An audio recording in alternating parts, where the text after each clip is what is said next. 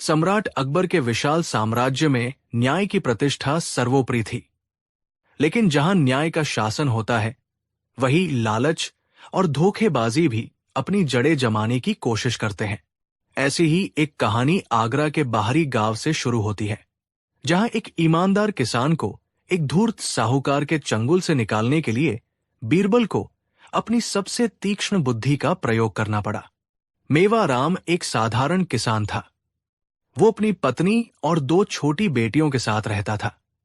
मेवाराम दिल का सच्चा और कर्मठ था, लेकिन दुर्भाग्य ने उसका पीछा नहीं छोड़ा। लगातार 2 साल सूखा पड़ने से उसकी फसलें बर्बाद हो गई। उसके पास अपनी जमीन पर बीज बोने और परिवार को खिलाने के लिए कुछ नहीं बचा था। मजबूरन मेवाराम को गांव के सबसे अमीर और सबसे क्रूर साहूकार धर्मदास के पास जाना पड़ा। धर्मदास अपनी अमीरी के बावजूद बेहद लालची था।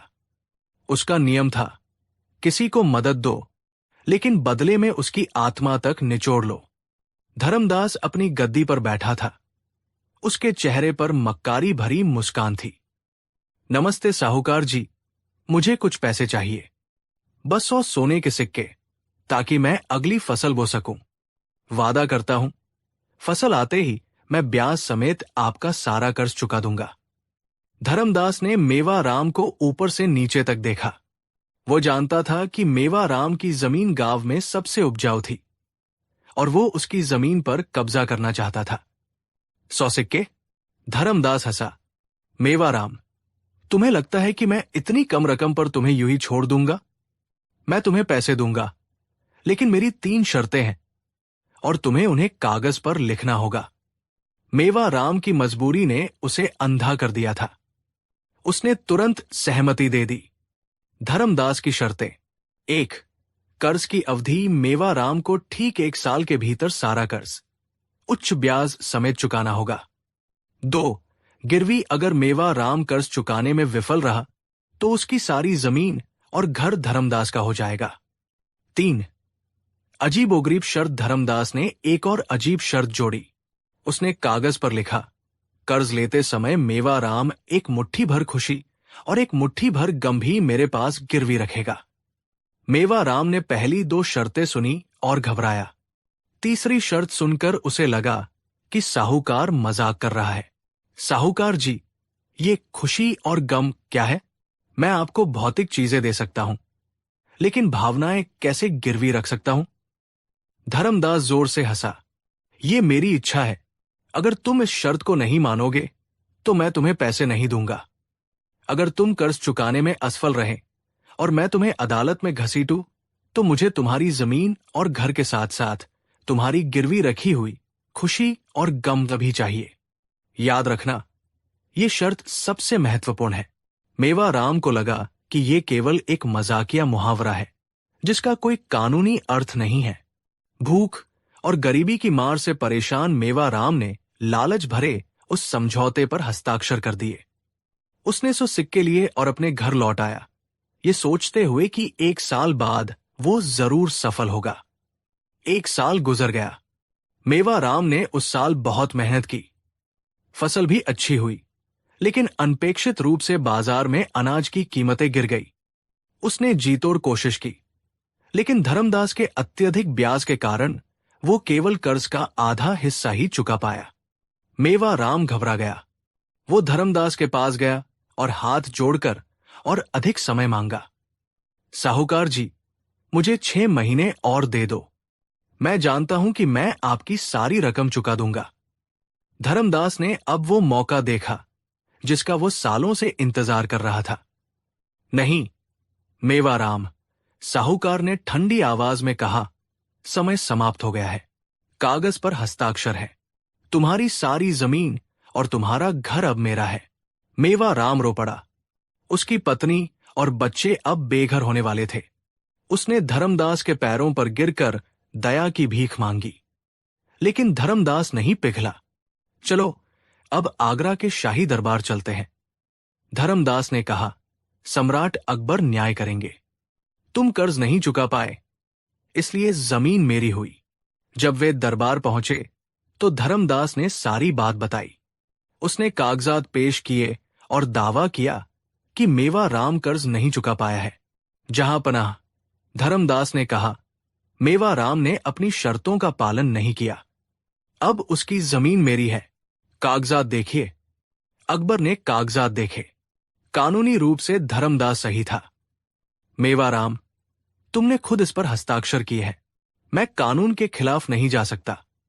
धर्मदास, तुम्हारी जमीन और घर पर कब्जा करने का अधिकार बनता है। मेवा राम टूट गया, लेकिन तभी बीरबल, जो कोने में शांत खड़े थे, आगे आए। जहांपनाह, रुकिए। कानून सिर्फ कागज के टुकड़ों से नहीं बनता, बल्कि शर्तों के पूरी होने से बनता है। साहूकार धर्मदास ने अपनी 3 शर्तें बताई थी। क्या आपने तीसरी शर्त पूरी करने का दावा किया है? धर्मदास चौंक गया। उसे लगा था कि वो अजीब शर्त कोई मायने नहीं रखती। तीसरी शर्त? ओहो, हां, तीसरी शर्त। हां, तीसरी शर्त। क्या आपको याद है? मेवा राम को अपनी जमीन और घर के साथ साथ आपको एक मुट्ठी भर खुशी और एक मुट्ठी भर गम तभी गिरवी देना था। धर्मदास ने मुस्कुराना शुरू किया। उसे लगा कि वो अपनी चतुराई से बीरबल को फंसा देगा। जी हां, वजीर आजम, अब मेरी शर्त है कि वो मुझे अपनी जमीन के साथ साथ वो खुशी और गम भी दे। अगर वो ये देने में असफल रहा तो भी उसका कर्ज नहीं चुका माना जाएगा। मेवा राम ने निराशा में सिर झुका लिया। वो खुशी और गम कैसे दे सकता था? बीरबल ने धर्मदास की ओर देखा। उसकी आंखें लालच और विजय के अहंकार से भरी थी। बहुत अच्छा धर्मदास, तुम्हारा दावा स्वीकार किया जाता है। अब तुम्हें मेवा राम से उसकी जमीन और घर के साथ साथ खुशी और गम भी लेना होगा। बीरबल ने मेवा राम की ओर देखा। मेवा राम, क्या तुम साहूकार को खुशी और गम देने के लिए तैयार हो? महाराज, मैं उन्हें अपनी ईमानदारी और श्रम की खुशबू दे सकता हूं और अपने परिवार के बिछड़ने का गम दे सकता हूं, लेकिन मैं उसे किसी बर्तन में भरकर कैसे दूं? धर्मदास, चूंकि तुम एक व्यापारी हो, इसलिए तुम चीजों को सही मात्रा और सही रूप में लेना चाहोगे। क्या तुम ये खुशी और गम प्राप्त करने के लिए तैयार हो? हां, वजीर आजम, तो ठीक है। मुझे बताओ, तुम खुशी को किस चीज में लोगे? क्या तुम उसे सोने के घड़े में भरकर लोगे या चांदी के बक्से में? क्या तुम उसे तरल रूप में चाहते हो या ठोस रूप में? और हां, उसकी मात्रा भी बताओ, कितनी मुट्ठी भर? धर्मदास भौंचक्का रह गया। उसने कभी नहीं सोचा था कि कोई उससे ऐसी भावना की मात्रा या रूप पूछेगा। ये कैसी बात कर रहे हैं बीरबल? खुशी कोई चीज नहीं है जिसे घड़े में भरा जाए। ये तो एक भावना है। जहांपनाह, देखिए, धर्मदास स्वयं स्वीकार कर रहा है कि खुशी को किसी भौतिक रूप में मापा या लिया नहीं जा सकता, लेकिन फिर भी उसने मेवा राम से इसे गिरवी रखने के लिए कहा था। धर्मदास, तुम्हारी शर्त कहती है कि तुम एक मुट्ठी खुशी लोगे। अगर तुम इसे भौतिक रूप में नहीं ले सकते, तो इसका मतलब है कि तुम उस शर्त को पूरा नहीं कर सकते जिसे तुमने खुद कागज पर लिखवाया था। और अगर तुम खुशी नहीं ले सकते, तो तुम गम भी नहीं ले सकते, क्योंकि ये दोनों भावनाएं एक दूसरे से जुड़ी हुई हैं और इन्हें एक ही आदमी से लिया जाना है। आप सब ध्यान दें। धर्मदास ने जानबूझकर एक ऐसी शर्त रखी जिसे पूरा करना असंभव था। उसने अपनी तीसरी शर्त का उद्देश्य ये बनाया था कि यदि किसान कर्ज चुका भी दे तो भी वो उसे फंसा सके। ये एक व्यापारी नहीं, बल्कि एक धोखेबाज की चाल है। धर्मदास घबरा गया। वो चिल्लाया, लेकिन ये मेरी शर्त थी। वो इसे पूरा करने के लिए बाध्य था। हां, वो बाध्य था, लेकिन तुम भी बाध्य हो। तुमने मेवा राम से कहा था कि वो अपनी खुशी गिरवी रखेगा। अब तुम उसे स्वीकार क्यों नहीं कर रहे हो? क्या तुम खुशी के सौदागर नहीं हो? क्या तुम मेवा राम की ईमानदारी और उसकी मेहनत की खुशी को स्वीकार नहीं करते? जहांपनाह, मेरा फैसला यह है, मेवा राम ने अपनी मेहनत की खुशी और कर्ज न चुका पाने का गम दोनों ही धर्मदास को पेश कर दिए हैं, लेकिन धर्मदास इन भावनाओं को स्वीकार करने को तैयार नहीं है, क्योंकि इन्हें मापा नहीं जा सकता। चूंकि धर्मदास ने अपनी तीसरी और सबसे महत्वपूर्ण शर्त को पूरा करने से इनकार कर दिया है, इसलिए ये पूरा समझौता अवैध और शून्य माना जाता है। दरबार तालियों से गूंज उठा। अकबर भी बीरबल की बुद्धिमत्ता से अत्यंत प्रसन्न हुए। बीरबल का फैसला सही है। धर्मदास, तुमने जानबूझकर मेवा राम को फंसाने के लिए ये धूर्त चाल चली। तुमने सोचा कि खुशी और गम को कागज पर लिखकर तुम कानून को धोखा दे दोगे, लेकिन बीरबल ने तुम्हारे लालच को तुम्हारे ही जाल में फंसा दिया। अकबर ने आदेश दिया, 1. धर्मदास द्वारा बनाया गया कर्ज समझौता तुरंत रद्द किया जाता है। 2. मेवा राम को उसकी जमीन और घर वापस लौटाए जाते हैं। 3. चूंकि धर्मदास ने गरीब किसान को धोखा देने की कोशिश की, इसलिए उसे दंड स्वरूप शाही खजाने में से सोने के सिक्के भरने होंगे। धर्मदास का चेहरा उतर गया। वो सदमे में था। उसने अपनी लालच के कारण सो सिक्के गवा दिए, और जिस जमीन पर वो कब्जा करना चाहता था, वो भी उसके हाथ से निकल गई। मेवा राम दौड़कर बीरबल के पैरों पर गिर गया। उसकी आंखों में अब खुशी के आंसू थे। वजीर आजम, आपने मेरी जान बचा ली। मेरे पास आपको देने के लिए कुछ नहीं है। मेवा राम, तुमने अपनी सबसे कीमती चीज, अपनी ईमानदारी, पहले ही गिरवी रख दी थी, और यही वो खुशी है जो किसी भी सोने के सिक्के से अधिक मूल्यवान है। बीरबल ने अंत में धर्मदास को सबक सिखाया। साहूकार धर्मदास, याद रखना, व्यापार में पैसा कमाया जाता है, लेकिन भावनाओं का सौदा नहीं किया जाता। खुशी और गम को खरीदने या गिरवी रखने की कोशिश मत करना। अब तुम जाओ और अपने लालच का दंड भुगतो। मेवा राम अपनी जमीन और अपने परिवार के साथ घर लौट आया। उसने उस साल और कड़ी मेहनत की और जल्द ही धर्मदास का बचा हुआ कर्ज भी लौटा दिया, लेकिन इस बार किसी कागजी शर्त के बिना। यह कहानी पूरे साम्राज्य में फैल गई और बीरबल की चतुराई और न्याय की मिसाल बन गई। लोगों ने जाना कि कानून के दावपेंच भी यदि बुद्धि और ईमानदारी से लड़े जाएं, तो बड़ी से बड़ी धूर्तता को भी हरा सकते हैं। अकबर ने फिर एक बार बीरबल को धन्यवाद दिया, जिनकी वजह से उनके दरबार में हमेशा सच्चा और त्वरित न्याय होता था। कहानी 2। सम्राट अकबर का दरबार अपने वैभव और बुद्धिमत्ता के लिए पूरे जहान में मशहूर था, और इसका श्रेय सबसे अधिक उनके प्रिय वजीर बीरबल को जाता था। लेकिन अकबर अपनी बुद्धि पर गर्व करने वाले राजा थे, और कभी कभी उन्हें बीरबल की बुद्धिमत्ता को चुनौती देने में मजा आता था। एक दिन दरबार भरा हुआ था। अकबर उदास मुद्रा में बैठे थे। उन्होंने बीरबल को अपने पास बुलाया।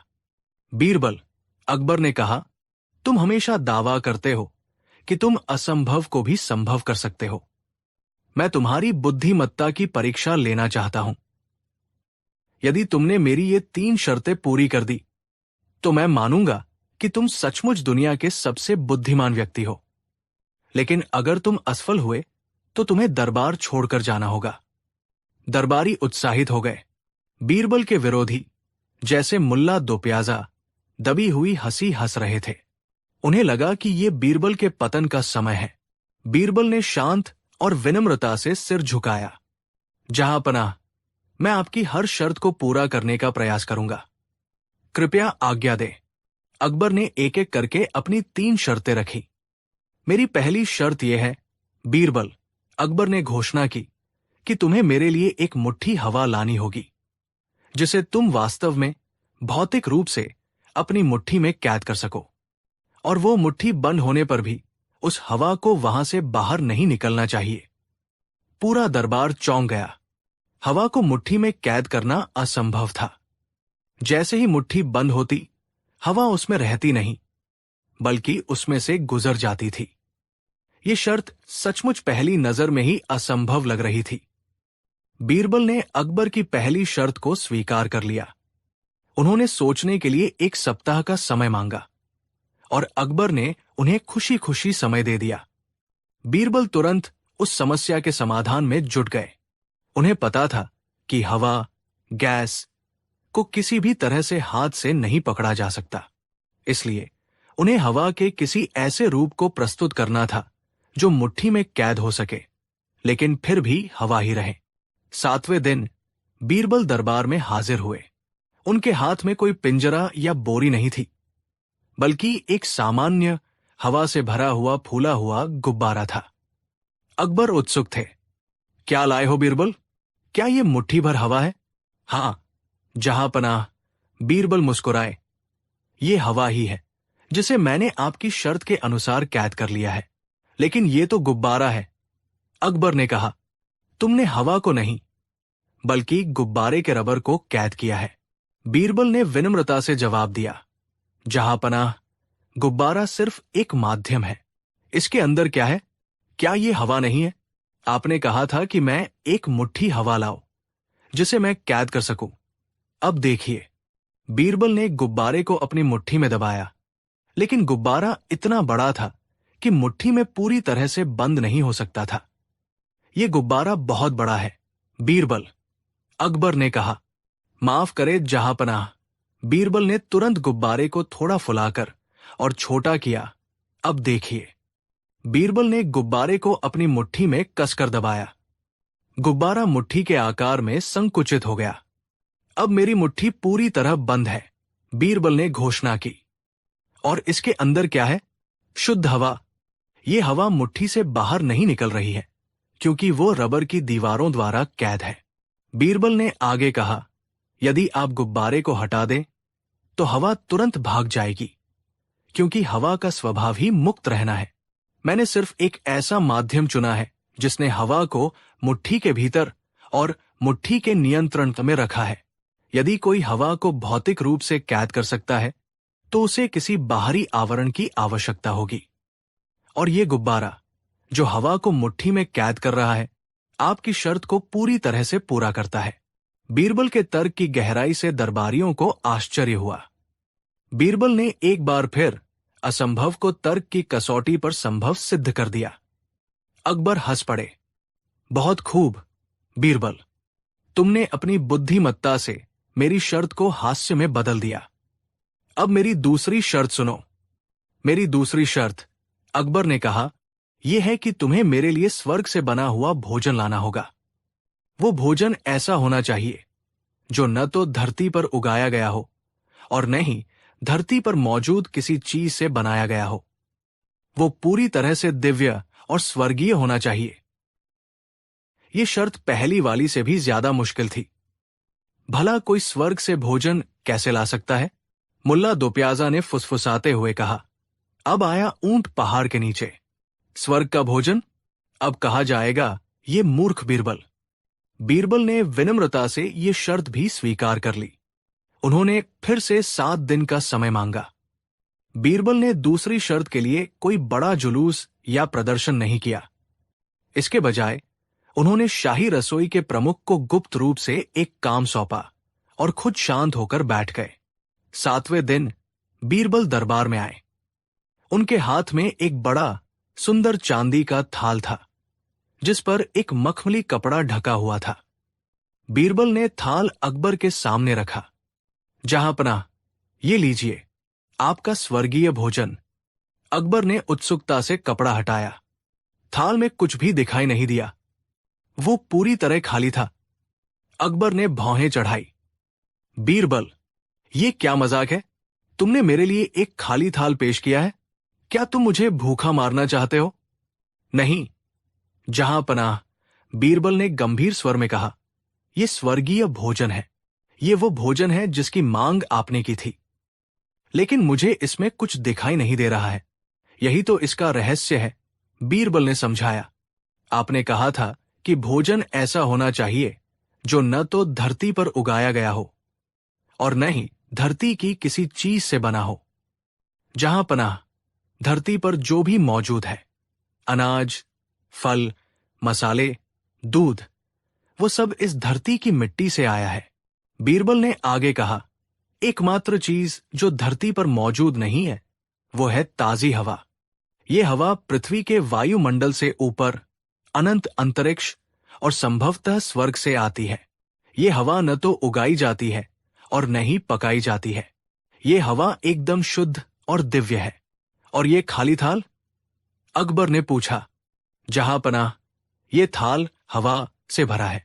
आप इसे सूंघ कर देखिए। ये वो भोजन है जो जीवन देता है, जो हमें श्वास लेने में मदद करता है। इस हवा के बिना धरती का सबसे स्वादिष्ट भोजन भी व्यर्थ है। क्या स्वर्ग में हवा नहीं होगी? निश्चित रूप से होगी। और क्या ये हवा हमारे शरीर के लिए भोजन से कम है? नहीं, ये सबसे आवश्यक भोजन है। इस प्रकार मैंने आपके लिए शुद्ध, अदृश्य और स्वर्गीय भोजन पेश किया है। बीरबल की बुद्धिमत्ता ने एक बार फिर तर्कों की दीवार खड़ी कर दी थी। अकबर को यह मानना पड़ा कि बीरबल ने उनकी शर्त के हर पहलू को पूरा किया था। यह भोजन न तो उगाया गया था, नहीं ये धरती की किसी चीज से बना था, और ये जीवन के लिए आवश्यक था। अद्भुत, अद्भुत! अकबर मुस्कुराए। बीरबल, तुम सचमुच हर असंभव शर्त का जवाब एक तर्क में छिपा लेते हो। मैं संतुष्ट हूं। अब मेरी तीसरी और अंतिम शर्त सुनो। अकबर ने अपनी तीसरी शर्त रखी, जो पिछली दोनों से अधिक दार्शनिक और पेचीदा थी। बीरबल, मेरी तीसरी शर्त सुनो। तुम्हें मुझे एक ऐसी चीज बतानी होगी जिसमें आधा सुख और आधा दुख हो। ये ऐसी चीज होनी चाहिए जिसका अनुभव हर मनुष्य ने किया हो। अगर तुम इस शर्त को पूरा कर देते हो तो तुम दुनिया के सबसे बुद्धिमान व्यक्ति घोषित किए जाओगे। ये शर्त किसी भौतिक चीज के बारे में नहीं थी, बल्कि मानव अनुभव, भावना और दर्शन पर आधारित थी। मुल्ला दो प्याजा और अन्य दरबारी अब खुद को भी खुजलाने लगे।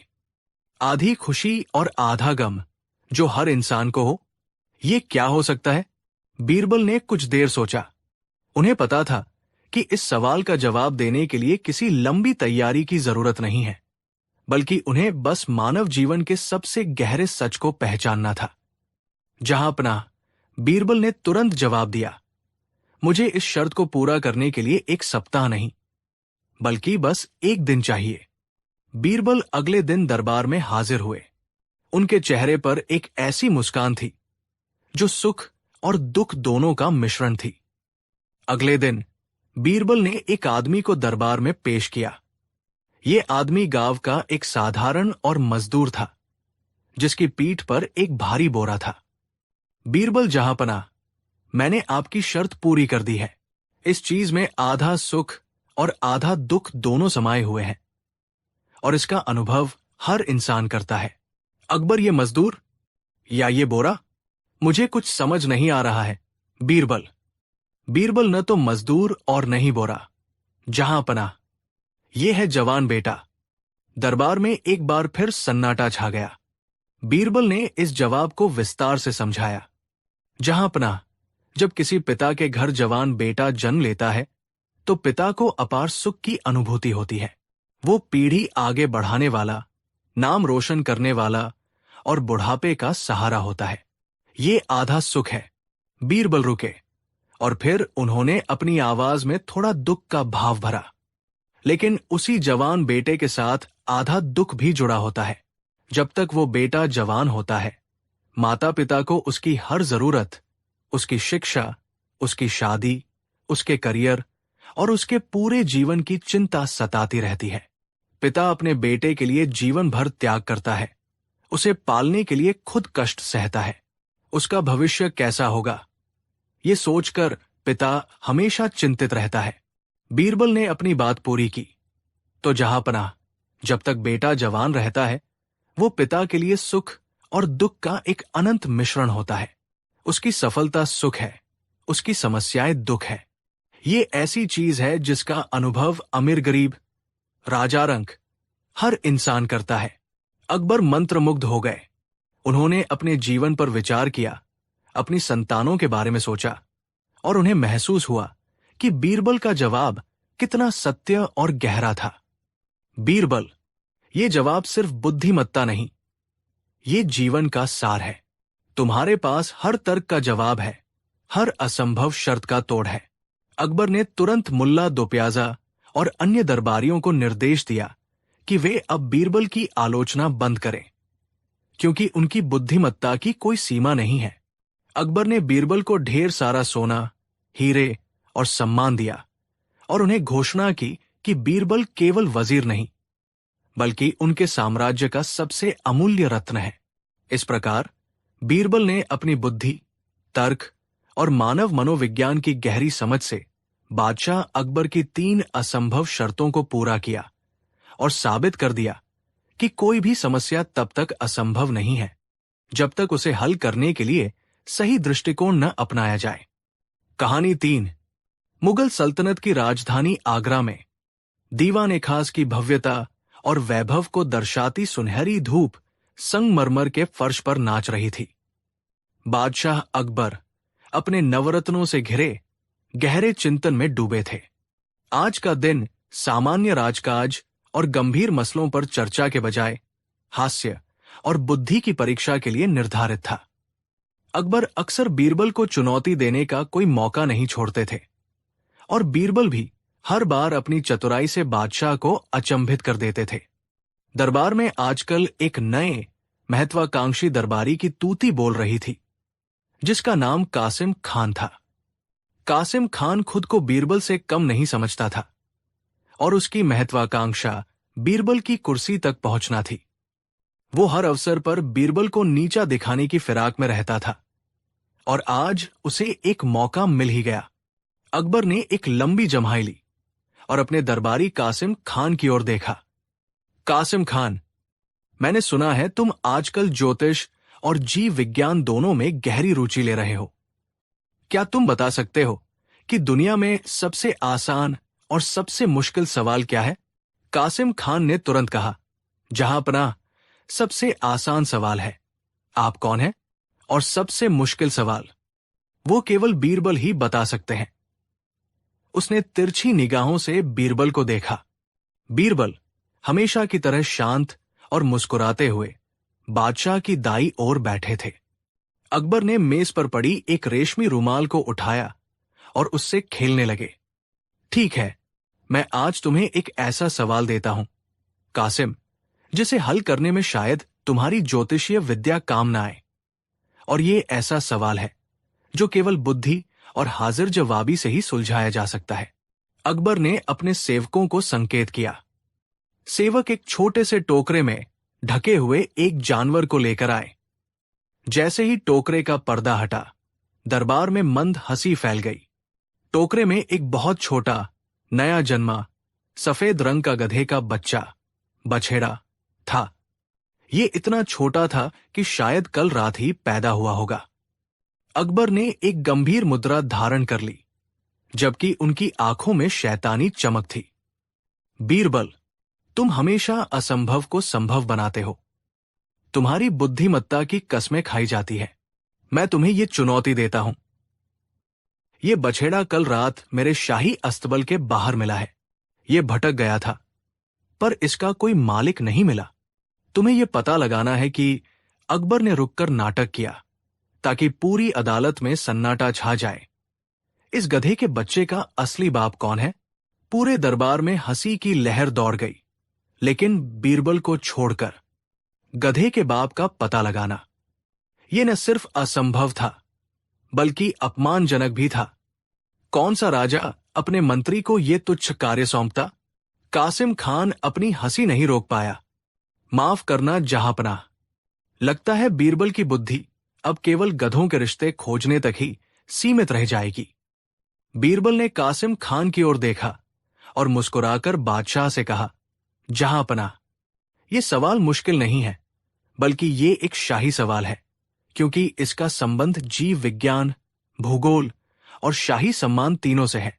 इस बछेड़े का पिता कौन है, ये जानने के लिए मुझे केवल पशु विज्ञान की नहीं, बल्कि उस पिता के ठिकाने की भी तलाश करनी होगी। मैं ये चुनौती स्वीकार करता हूं, लेकिन चूंकि ये मामला अत्यंत जटिल है, इसलिए मुझे पूरी पड़ताल के लिए 15 दिन का समय चाहिए। अकबर ने हामी भर दी। ठीक है बीरबल, तुम्हें 15 दिन मिलते हैं। यदि तुम 15 दिनों में इस गधे के असली बाप का पता लगा लेते हो, तो तुम्हें ज्ञान का सागर का खिताब दिया जाएगा। यदि तुम विफल होते हो, अकबर ने जोर दिया, तो तुम्हें यह स्वीकार करना होगा कि कासिम खान की बुद्धि तुमसे श्रेष्ठ है। बीरबल ने उस छोटे से गधे के बच्चे को देखा जो अब जोर से रेंक रहा था। आपके हुक्म सर आंखों पर, जहां पनाह।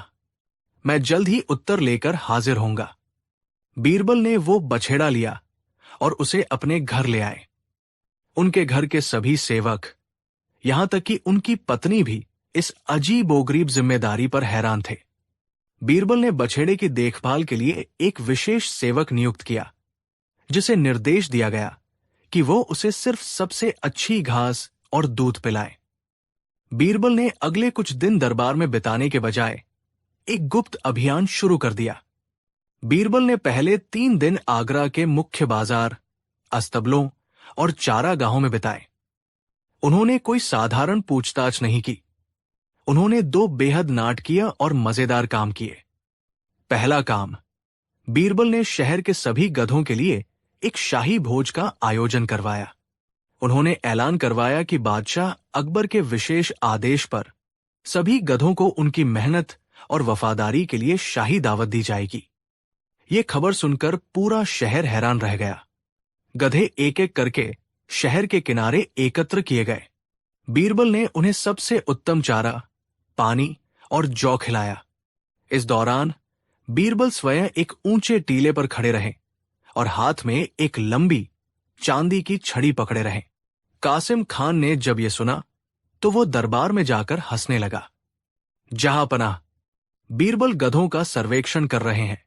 शायद वो उम्मीद कर रहे हैं कि भोजन करने के बाद कोई गधा खड़ा होगा और कहेगा, हां, मैं हूं इसका बाप। अकबर ने भी मुस्कुराते हुए कहा, चुप रहो कासिम। बीरबल का हर काम अर्थपूर्ण होता है, भले ही वो हमें मूर्खतापूर्ण लगे। बीरबल ने देखा कि भोज के दौरान सभी गधे अपने अपने काम में लगे रहे। किसी ने भी उस छोटे बछड़े की ओर ध्यान नहीं दिया, न ही कोई भावनात्मक प्रतिक्रिया दी। 4 दिन बाद बीरबल ने दूसरा काम किया। उन्होंने घोषणा की कि वो गधों के वंशावली रिकॉर्ड की तलाश में जा रहे हैं। उन्होंने आगरा के बाहर सभी चरवाहों और खच्चर पालने वालों को इकट्ठा किया। उन्होंने एक विशाल रजिस्टर बनवाया और हर चरवाहे से उसके गधों का नाम, उम्र और पिछले 1 महीने में उसकी यात्रा का विस्तृत ब्यौरा नोट करवाया। ये काम इतना थकाऊ और निरर्थक था कि चरवाहे परेशान हो गए। एक चरवाहे ने हिम्मत करके पूछा, माफ करना बीरबल साहब, लेकिन क्या आप सच में सोचते हैं कि हमें गधों के पारिवारिक इतिहास से कोई लेना देना है? बीरबल ने गंभीर चेहरा बनाया। हां, ये बादशाह का हुक्म है। हमें ये पता लगाना है कि ये बछेड़ा कहीं कोई खोया हुआ शाही राजकुमार तो नहीं है जिसे किसी श्राप ने गधा बना दिया हो। इसलिए हमें उसके पिता की उच्च वंशावली की जांच करनी होगी। ये कहकर उन्होंने पन्ने दर पन्ने रजिस्टर भरे, जिसमें सिर्फ भूरा गधा, उम्र 5 साल, यात्रा, यमुना के घाट तक और वापस जैसे विवरण थे। 10 दिन बीत गए। बीरबल ने इन 10 दिनों में एक भी बार दरबार में अपनी शक्ल नहीं दिखाई। अकबर परेशान हो गए।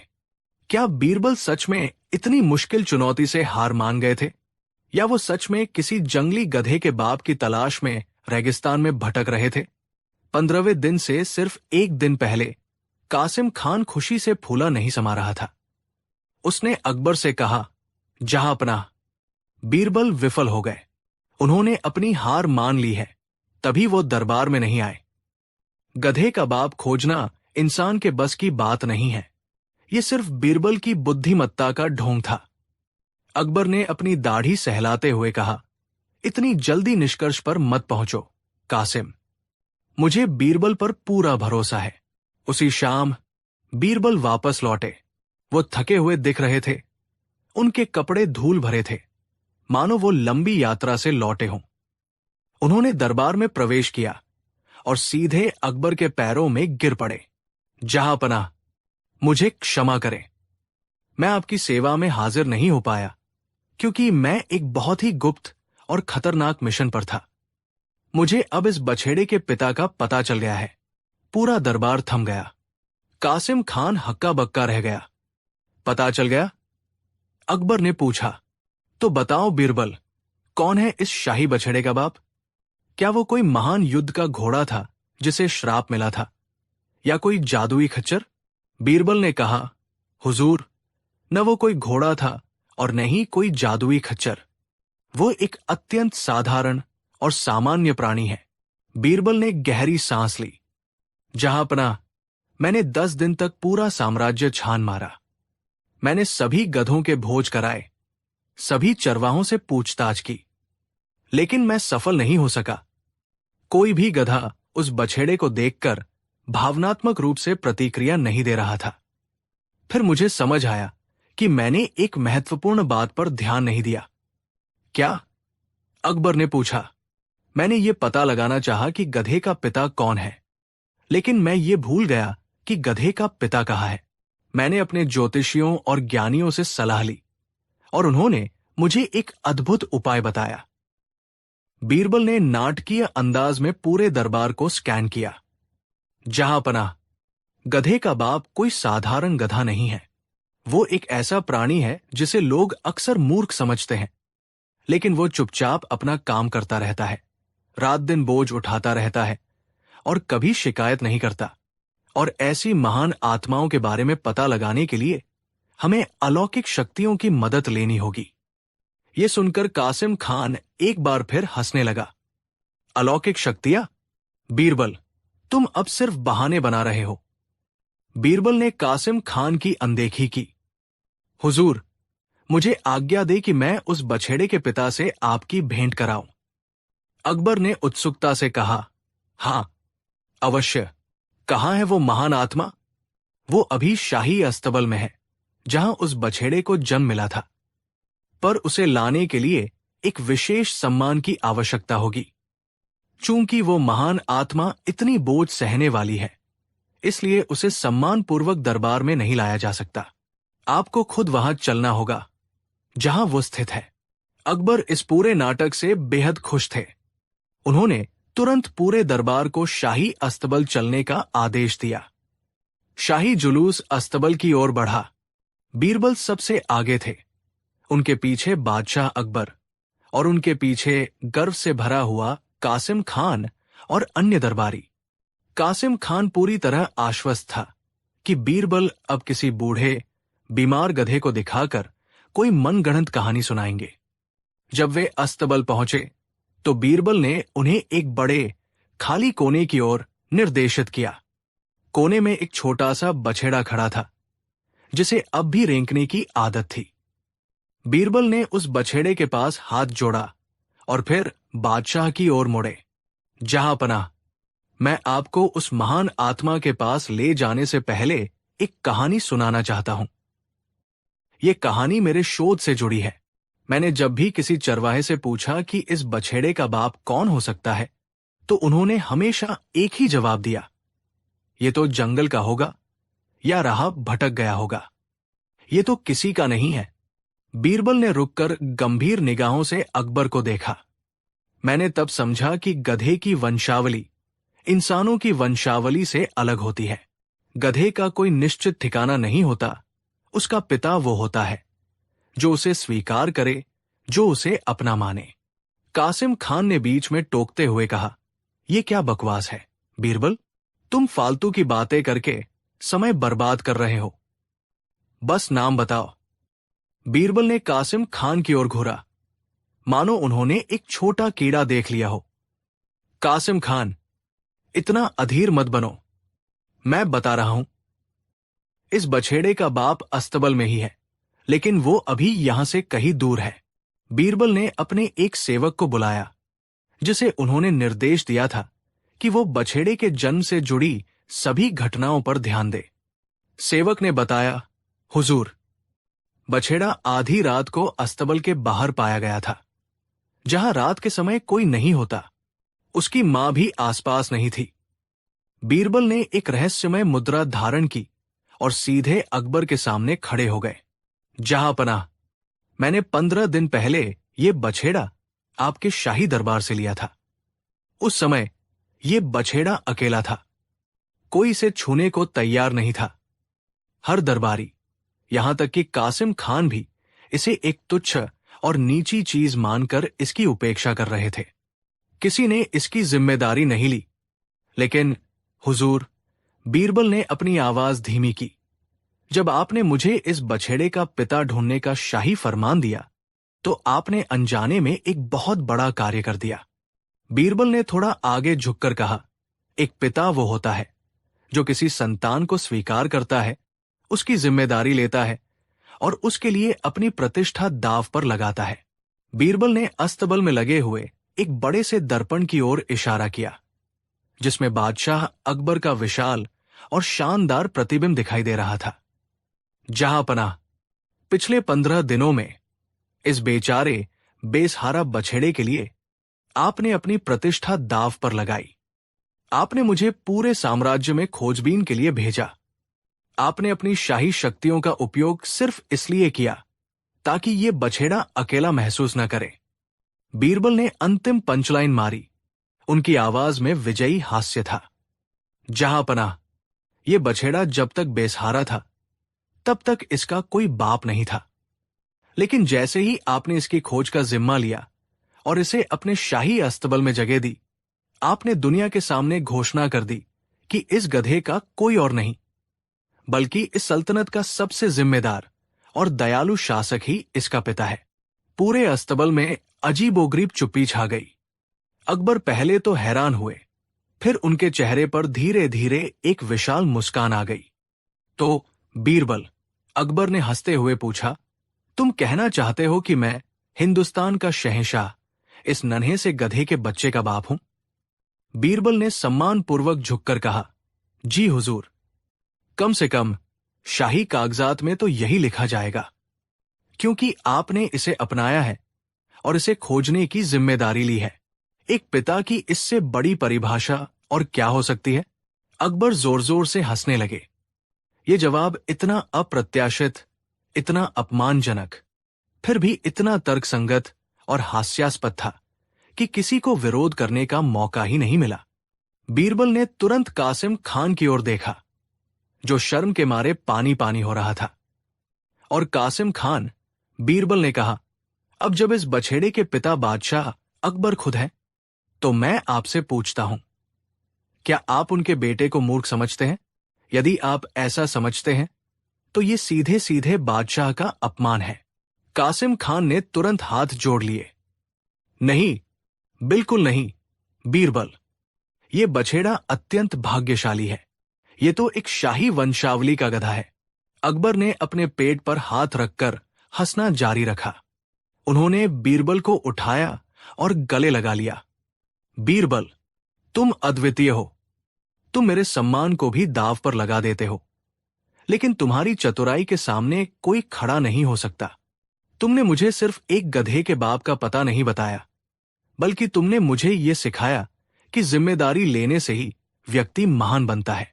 अकबर ने फौरन आदेश दिया कि उस छोटे बछेड़े को शाही अस्तबल में विशेष सम्मान दिया जाए और उसे शाही बछेड़ा द रॉयल फोल नाम दिया जाए। उन्होंने बीरबल को ज्ञान का सागर का खिताब देने के साथ साथ सोने के मोहरों से भरी थैली भी दी। कासिम खान को सबक सिखाने के लिए अकबर ने बीरबल से पूछा, अब इस कासिम खान का क्या किया जाए, जो इतना आश्वस्त था कि तुम विफल हो जाओगे? बीरबल ने मुस्कुराते हुए कहा, हुजूर, कासिम खान को दंडित करने की आवश्यकता नहीं है। उन्हें केवल एक छोटी सी सेवा करनी चाहिए।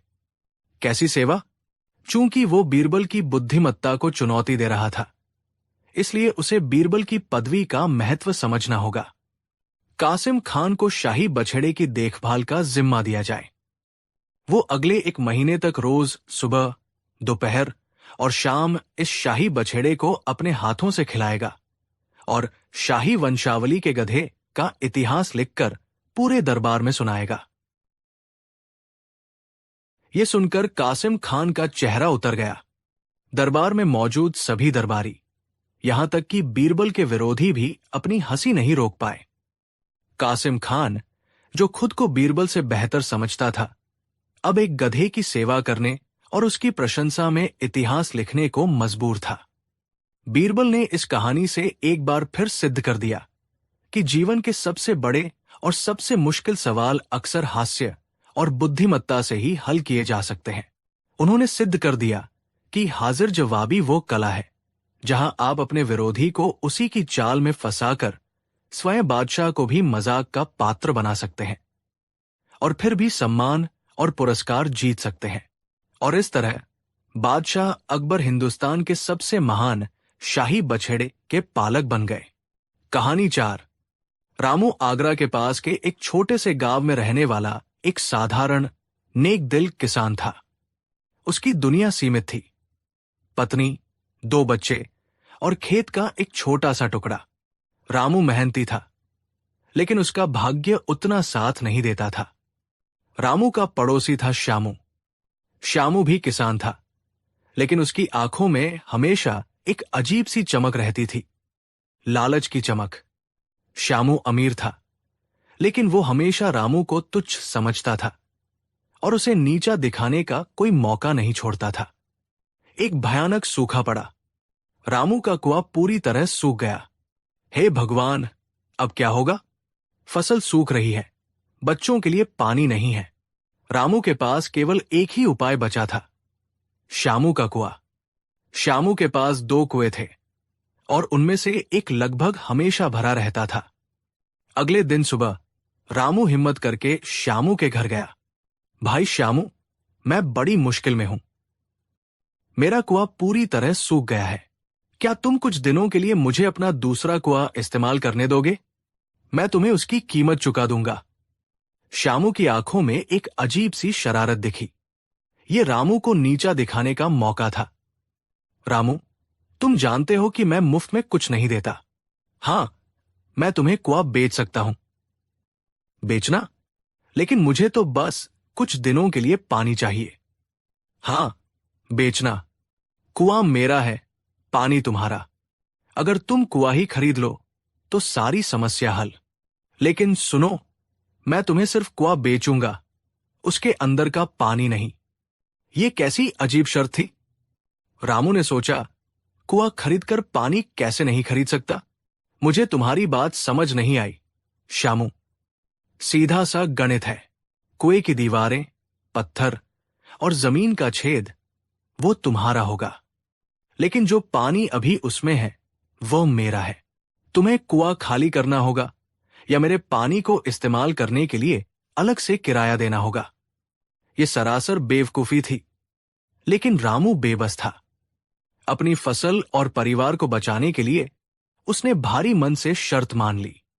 उसने अपनी बचत का एक बड़ा हिस्सा श्यामू को दिया और कुआं खरीद लिया। रामू ने कुआं खरीद लिया, लेकिन वह जानता था कि श्यामू उसे आसानी से पानी नहीं निकालने देगा। श्यामू की धूर्तता से बचने के लिए रामू ने पहले कुएं को अच्छी तरह साफ करने का फैसला किया। कुआं काफी गहरा था। रामू ने रस्सी बांधी और फावड़ा लेकर नीचे उतरा। उसने कई घंटे मिट्टी, काई और पत्थर निकाले। जैसे ही वो कुएं के बिल्कुल तल पर पहुंचा, उसका फावड़ा किसी कठोर धातु जैसी चीज से टकराया। ये क्या है? कोई बड़ा पत्थर? उसने जोर लगाया और मिट्टी हटाई। वहां एक बड़ा मिट्टी का पुराना घड़ा दबा हुआ था। रामू ने सावधानी से घड़े को बाहर निकाला। वो बहुत भारी था। बाहर आकर उसने घड़े की मिट्टी साफ की। घड़े के अंदर सोने के सिक्कों का ढेर भरा हुआ था। घड़ा पूरी तरह सोने की मुहरों से लबालब था। यह कोई छोटा मोटा खजाना नहीं था, बल्कि इतना धन था कि रामू की 7 पीढ़ियां आराम से बैठकर खा सकती थी। रामू एक पल के लिए हक्का बक्का रह गया। उसका दिल तेजी से धड़कने लगा। वो अब अमीर था, लेकिन रामू की ईमानदारी उसके लालच से कहीं ज्यादा मजबूत थी। उसने तुरंत सोचा, मैंने सिर्फ कुआं खरीदा है, कुएं के अंदर छुपा हुआ खजाना नहीं। ये घड़ा श्यामू का होना चाहिए। वो भागता हुआ श्यामू के घर गया। श्यामू, श्यामू, जल्दी आओ। तुम्हारे कुएं में नहीं, अब मेरे कुएं में एक सोने का घड़ा मिला है। श्यामू तुरंत रामू के साथ कुएं पर आया। जैसे ही उसकी नजर सोने के घड़े पर पड़ी, उसकी आंखें लालच से चमक उठीं। उसका दिमाग तेजी से काम करने लगा। क्या मिला है? ये तो मिट्टी का एक पुराना घड़ा है, लेकिन श्यामू, इसके अंदर सोना है। देखो। श्यामू ने घड़े के अंदर झांका। उसके मुंह में पानी आ गया, लेकिन उसने अपने चेहरे पर कठोरता बनाए रखी। अच्छा, सोना है? तो तुमने क्यों सोचा कि ये मेरा है? क्योंकि मैंने तुमसे कुआं खरीदा था। ये खजाना तो कुएं की जमीन में दबा हुआ था। ये तुमने ही वहां रखा होगा। अब श्यामू ने अपनी असली चाल चली। रामू, तुम कितने भोले हो। क्या तुम्हें याद नहीं मैंने तुम्हें क्या बेचा था? मैंने तुम्हें सिर्फ कुआं बेचा था, उसके अंदर का पानी या कोई भी सामान नहीं। क्या मतलब? मतलब साफ है। अगर वो सोने का घड़ा तुम्हें मिला और वो कुएं के अंदर था, तो वो सामान कुएं के अंदर ही रखा गया था। और जो भी सामान कुएं के अंदर रखा गया है, वो मेरा है। हां, वो घड़ा मेरा है। मैंने उसे सालों पहले वहां छिपाया था। और चूंकि तुमने मेरे घड़े को मेरे कुएं में, जो अब तुम्हारा है, रखने की अनुमति के बिना निकाला, इसलिए तुम पर चोरी का आरोप लगना चाहिए। या तुम मुझे घड़ा तुरंत वापस करो।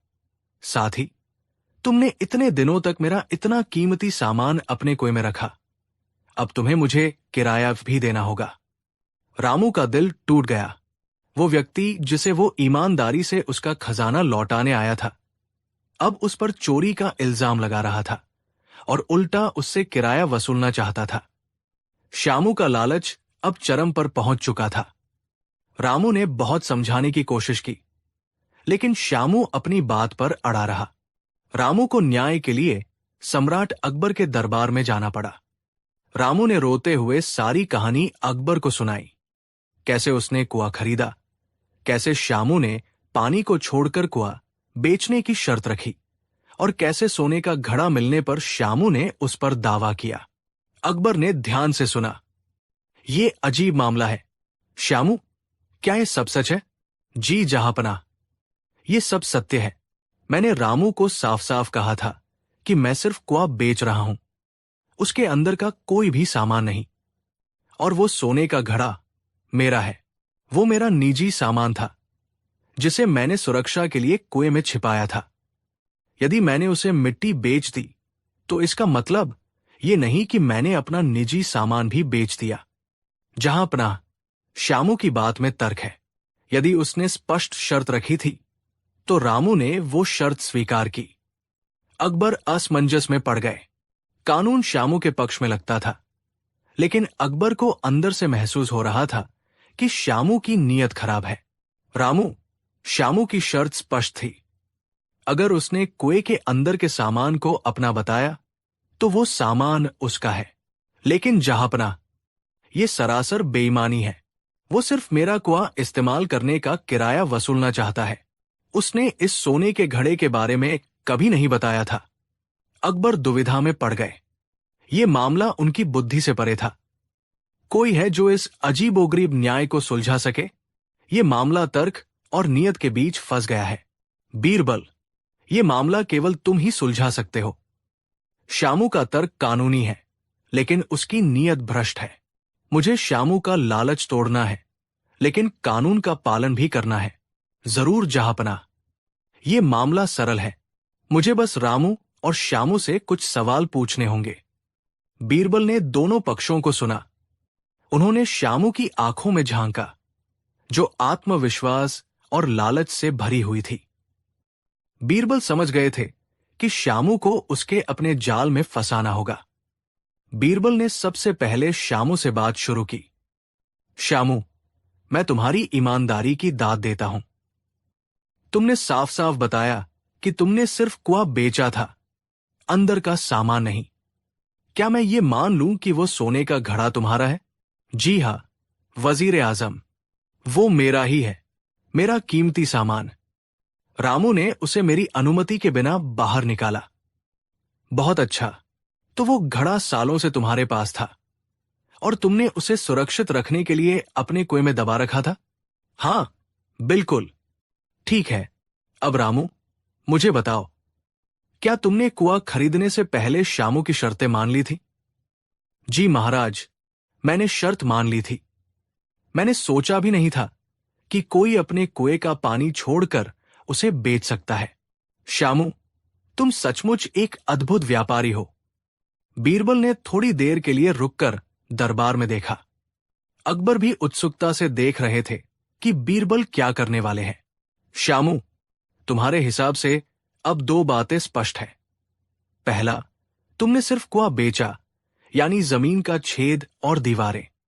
और दूसरा, सोने का घड़ा तुम्हारा निजी सामान है, जिसे तुमने उस कुएं में रखा था। बिल्कुल, यही मेरा दावा है। ठीक है, तब न्याय बहुत ही सरल है। बीरबल ने अकबर की ओर देखा और अनुमति मांगी। चूंकि श्यामू ने सिर्फ कुआं बेचा और उसके अंदर का कोई भी सामान नहीं बेचा, और वो सोने का घड़ा श्यामू का निजी सामान है, तो इसका अर्थ ये हुआ कि श्यामू ने वर्षों से अपना कीमती सामान रामू के कुएं में रखा हुआ है। क्या? नहीं, नहीं, ये मेरा कुआं था। माफ करना श्यामू, तुमने खुद कहा कि तुमने कुआं रामू को बेच दिया। अब कुएं का मालिक कौन है? रामू। बहुत अच्छा। और तुमने खुद कहा कि तुमने कुआं बेच दिया, लेकिन उसके अंदर का सामान, सोने का घड़ा, नहीं बेचा। इसका मतलब तुम्हारा कीमती सोने का घड़ा रामू की जमीन के अंदर, यानी रामू के कुएं में रखा हुआ है।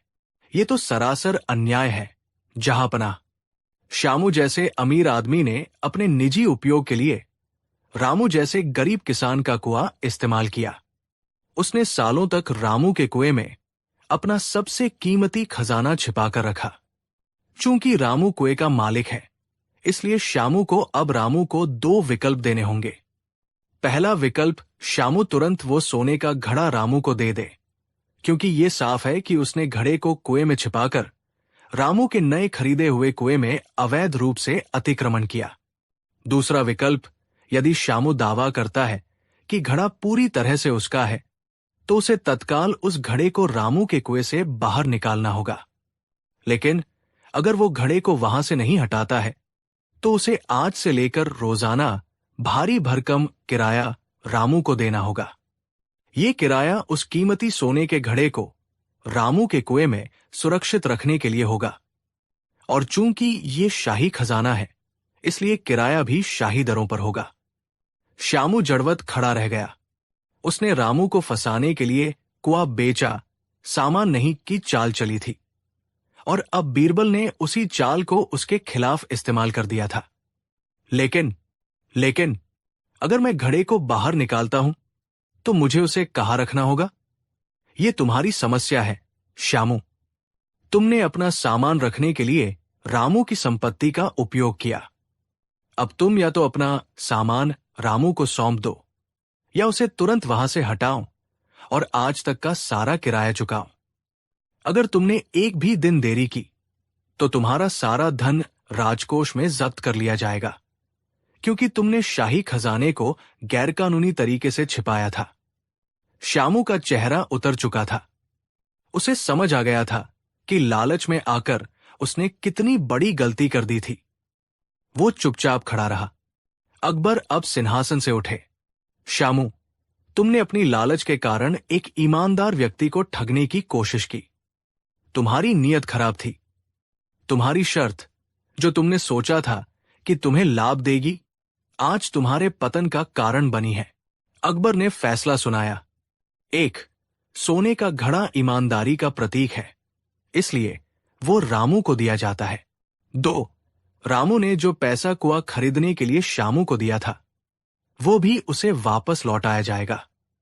3. श्यामू को अपनी धूर्तता और लालच के लिए दरबार में सबके सामने माफी मांगनी होगी। श्यामू के पास अब कोई विकल्प नहीं था। उसका लालच उसे ले डूबा था। उसने अपना कुआं भी खो दिया, कुआं बेचने के लिए मिला पैसा भी खो दिया, और सबसे बड़ी बात, जिस सोने के घड़े पर उसने दावा किया था, वो भी ईमानदारी के हाथों चला गया। बीरबल ने रामू को सलाह दी कि वो इस धन का उपयोग गांव के अन्य सूखे कुओं को गहरा करने और सभी को पानी उपलब्ध कराने में करे। रामू ने खुशी खुशी ये नेक काम स्वीकार किया। बीरबल, तुमने फिर साबित कर दिया कि कानूनी दावपेंच भी ईमानदारी के सामने नहीं टिकते। जहां अपना मैंने केवल शामू के अपने ही तर्क को अंतिम निष्कर्ष तक पहुंचाया। लालच एक ऐसा अंधा कुआं है जिसमें व्यक्ति गिरता तो सोने की तलाश में है, लेकिन पाता केवल बदनामी और नुकसान है। दोस्तों, अकबर और बीरबल की यह कहानी हमें सिखाती है कि लालच कितना भी बड़ा क्यों न हो, ईमानदारी हमेशा जीतती है। शामू ने कुएं के पानी पर किराया वसूलना चाहा, लेकिन अंत में बीरबल ने उसे अपने ही घड़े पर किराया चुकाने की स्थिति में लाकर खड़ा कर दिया। सच्चाई और समझदारी किसी भी सोने के घड़े से ज्यादा कीमती है। कहानी 5। बादशाह अकबर का दरबार हमेशा ज्ञान, कला और बुद्धिमत्ता का केंद्र रहा था। उनके नवरत्नों में सबसे चमकदार सितारा बीरबल थे, जिनकी हाजिर जवाबी और तर्क शक्ति का कोई सानी नहीं था। बीरबल न केवल अकबर के सलाहकार थे, बल्कि उनके सबसे अच्छे मित्र भी थे, जिन्हें अकबर बुद्धि का सागर कहकर पुकारते थे। लेकिन जहां प्रशंसा होती है, वहां ईर्ष्या का जन्म होना भी स्वाभाविक है। दरबार में एक ऐसा दरबारी था जिसकी रातों की नींद और दिनों का चैन बीरबल की बढ़ती लोकप्रियता ने छीन लिया था। उसका नाम था मीर जाफर। मीर जाफर एक पुरानी रियासत के खानदानी वजीर का बेटा था। वो अच्छा पढ़ा लिखा था, शाही शिष्टाचार में माहिर था और उसकी वाणी भी मधुर थी। मीर जाफर खुद को बुद्धिमान और अनुभवी मानता था। उसे लगता था कि एक साधारण ब्राह्मण जो कभी गाना गाता था और कविताएं लिखता था, वो बादशाह के इतने करीब कैसे हो सकता है। मीर जाफर मानता था कि असली वजीरी और बुद्धिमत्ता उसके खून में है, जबकि बीरबल केवल शब्दों का खेल जानता है। मीर जाफर का उद्देश्य केवल एक था, बीरबल को नीचा दिखाना और उनकी जगह लेना। हर बार जब अकबर कोई जटिल समस्या बीरबल को सौंपते और बीरबल उसे चुटकियों में सुलझा देते, तो मीर जाफर का चेहरा गुस्से से लाल हो जाता। वो हमेशा दरबार में बीरबल के खिलाफ फुसफुसाहटें करता रहता था। एक शाम जब अकबर और बीरबल शतरंज खेल रहे थे, मीर जाफर ने बादशाह से कहा, जहांपना, बीरबल को अब आराम देना चाहिए। वो हर बात में अपनी बुद्धि का प्रयोग करते हैं, जिससे शाही मसले मजाक बन जाते हैं। मेरी राय में हमें बीरबल को कुछ समय के लिए किसी ऐसे काम पर लगाना चाहिए जहां केवल शक्ति और बल की आवश्यकता हो, ताकि वे समझ सके कि हर चीज बुद्धि से हल नहीं होती। अकबर ने मीर जाफर की बात को अनसुना कर दिया, लेकिन मीर जाफर ने हार नहीं मानी। उसने बीरबल को फंसाने के लिए एक विस्तृत योजना बनाई। मीर जाफर जानता था कि अकबर को सबसे ज्यादा अपनी प्रजा की खुशी और वफादारी प्यारी थी। उसने तय किया कि वो बीरबल पर राजद्रोह या अकर्मण्यता का इल्जाम लगाएगा। मीर जाफर ने चुपके से शहर के 4 सबसे बड़े चोरों को इकट्ठा किया और उन्हें भारी रिश्वत दी। उसने चोरों को निर्देश दिया कि वे एक साथ शहर के 4 अलग अलग कोनों से सबसे बड़ी चोरी करें। एक चोर शाही बाजार से कीमती आभूषण चुराएगा, दूसरा एक धनी व्यापारी के घर से सोने के सिक्के, तीसरा एक मंदिर से कीमती मूर्तियां और चौथा शाही अस्तबल से सबसे तेज घोड़ा। योजना यह थी कि जब चारों चोर पकड़े जाएंगे तो वे बीरबल के खिलाफ गवाही देंगे। मीर जाफर ने चोरों को सिखाया, जब तुम पकड़े जाओ तो ये कहना कि तुम बीरबल के गुप्तचर थे। तुम कहना कि बीरबल ने तुम्हें चोरी करने का आदेश दिया था, ताकि वो चोरों को पकड़ने का नाटक कर सके और बादशाह से बड़ा इनाम पा सके। तुम ये भी कहना कि वो इस तरह अपनी संपत्ति बढ़ा रहा है। चोरों ने लालच में आकर मीर जाफर की योजना पर अमल किया। अगले ही दिन आगरा में हड़कंप मच गया। एक साथ 4 बड़ी चोरियां हुई। शाही अस्तबल से घोड़ा, बाजार से आभूषण, व्यापारी के घर से सोना और मंदिर से मूर्तियां गायब थी। अकबर बहुत क्रोधित हुए। उन्होंने तत्काल बीरबल को बुलाया और इस गंभीर संकट को सुलझाने का आदेश दिया। बीरबल ने अपनी पड़ताल शुरू की। चूंकि चोरों ने जानबूझकर अपने पीछे सबूत छोड़े थे, जैसा मीर जाफर ने उन्हें निर्देश दिया था, ताकि बीरबल आसानी से उन तक पहुंच सके। बीरबल ने 3 दिनों के भीतर चारों चोरों को पकड़ लिया। जब चोरों को अकबर के सामने पेश किया गया तो मीर जाफर के चेहरे पर जीत की चमक थी। अकबर ने कठोर आवाज में पूछा, तुम लोगों ने ये चोरियां क्यों की? तुम्हारा सरदार कौन है? चोरों ने तुरंत मीर जाफर के सिखाए हुए शब्द दोहराए। पहला चोर चिल्लाया, जहां पनाह, हम बीरबल के गुप्तचर हैं। उन्होंने हमें ये चोरी करने को कहा था ताकि वो पकड़े जाने का नाटक करके खुद को बुद्धिमान सिद्ध कर सके और हमें मिलने वाले इनाम का आधा हिस्सा उन्हें दे सके। दूसरा चोर बोला, हां हुजूर, बीरबल बहुत लालची हो गए हैं। वो इस तरह शाही खजाने और ईमानदार व्यापारियों को लूट रहे हैं। तीसरा और चौथा चोर भी इसी तरह की बातें दोहराने लगे। दरबार में सन्नाटा छा गया। अकबर का चेहरा गुस्से से स्याह पड़ गया। उन्हें विश्वास नहीं हो रहा था कि उनका सबसे प्रिय मित्र इतना नीच काम कर सकता है। मीर जाफर तुरंत आगे आया। जहां पनाह, मैंने आपको पहले ही चेतावनी दी थी कि बीरबल की बुद्धि उनकी वफादारी से बड़ी हो गई है। ये उनके लालच का सबूत है। अकबर ने भारी मन से बीरबल को अपने पास बुलाया। बीरबल, क्या यह सच है? क्या तुमने इन चोरों को चोरी करने का आदेश दिया था? बीरबल ने शांत भाव से बादशाह की आंखों में देखा। जहां पनाह, चोर हमेशा झूठ बोलते हैं, खासकर तब जब उन्हें किसी ने झूठ बोलने के लिए सिखाया हो। ये चोर झूठ बोल रहे हैं, लेकिन मैं जानता हूं कि कौन सच बोल रहा है। मुझे केवल 24 घंटे का समय चाहिए ताकि मैं चोरों के सरदार का पता लगा सकूं, उस सरदार का जिसने इन चोरों को मुझसे झूठ बुलवाने के लिए भेजा। अकबर ने बीरबल को अंतिम मौका दिया। ठीक है बीरबल, यदि कल तक तुम इस षड्यंत्रकारी का नाम नहीं बता पाए तो तुम्हें न केवल पद से हटाया जाएगा बल्कि तुम्हें आजीवन कारावास की सजा भी दी जा सकती है। मीर जाफर मन ही मन खुश हुआ।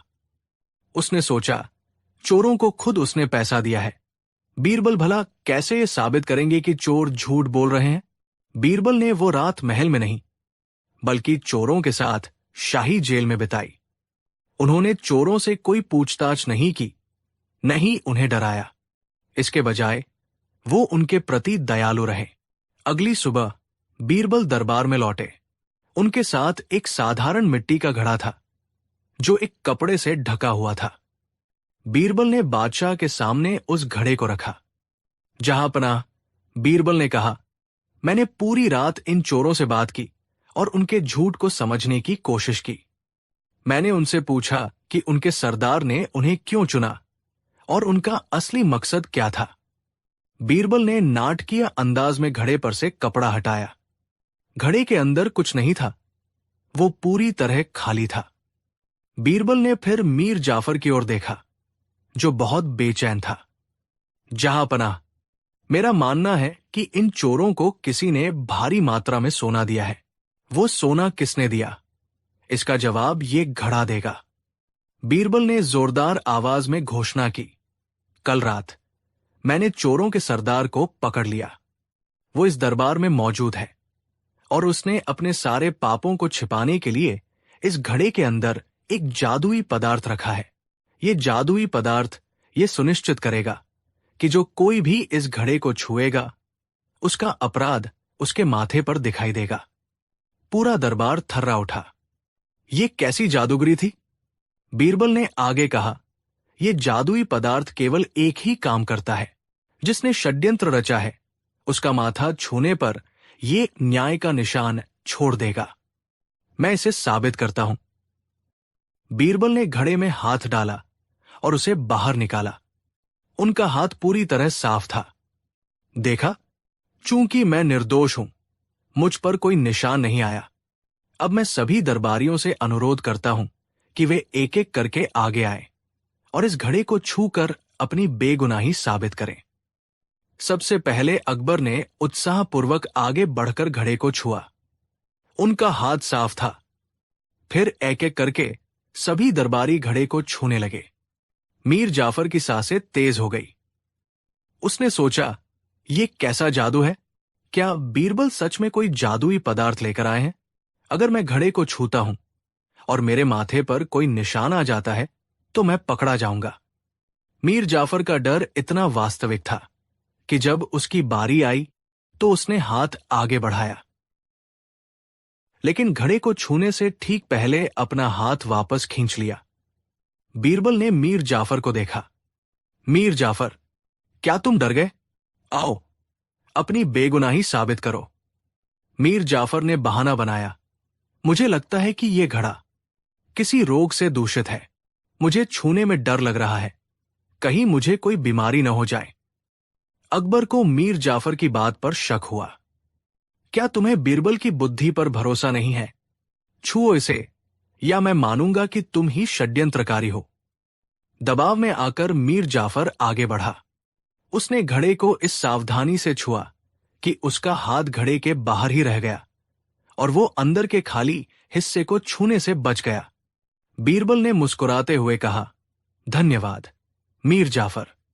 अब हम अगले दरबारी की ओर बढ़ते हैं। जब सभी दरबारी घड़े को छूकर जा चुके तो बीरबल ने हाथ धोए और एक चमकदार सफेद कपड़ा निकाला। जहां पनाह, अब मैं आपको अपने असली सटीक वार का रहस्य बताता हूं। यह घड़ा पूरी तरह खाली है। मैंने इसके अंदर कोई जादुई पदार्थ नहीं रखा था।